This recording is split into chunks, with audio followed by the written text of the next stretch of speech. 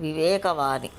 సన్యాసులు భిక్షకు వెళ్ళడం సంప్రదాయం. అలా నలుగురు శిష్యులతో కలకత్తాలో ఒక వీధిలో వివేకానందుడు భిక్షకు బయలుదేరాడు. మరీ పెద్ద చప్పుడు కాకుండా ఒక మోస్తరు ధ్వనితో గంట కొడుతూ భవతి భిక్షాం దేహి అని అడుగుతున్నారు.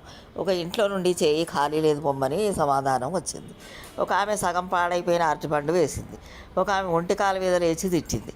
శాపనార్థాలు పెట్టింది. ఊగిపోయింది. ఒకరిద్దరు భిక్షాపాత్రల్లో బియ్యం పోశారు.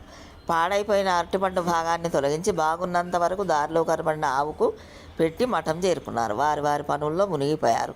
మధ్యాహ్నం భోజనానంతరం ఒక శిష్యుడు చాలా దిగులుగా గుమ్మానికి ఆనుకొని కుమిలిపోతుండని వివేకానందుడు గమనించాడు. నెమ్మదిగా అతని దగ్గరికి వెళ్ళి కారణం కోసం ఆరా తీశాడు. పొద్దున్న భిక్షకు వెళ్ళినప్పుడు ఆమె తిట్టిన తిట్లు, శాపనార్థాలు, ప్రదర్శించిన కోపం చాలా బాధ పెడుతోంది. వికారంగా ఉంది, తట్టుకోలేకపోతున్నాను అన్నాడు. వివేకానందుడు సమాధానం అతడి చేతే చెప్పించి ఓదార్చాడు. సమాధానం: మనకు భిక్షలో ఈరోజు ఏమేమి వచ్చాయి?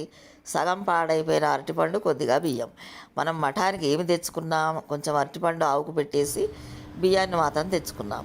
మరి తెచ్చుకున్న వాటిలో తిట్లే లేనప్పుడు అవి నీవి కావు, నీతో రాలేదు. మనం తీసుకున్నది అరటిపండు, బియ్యమే కానీ తిట్లను తీసుకోలేదు, ఇక్కడికి మోసుకురాలేదు.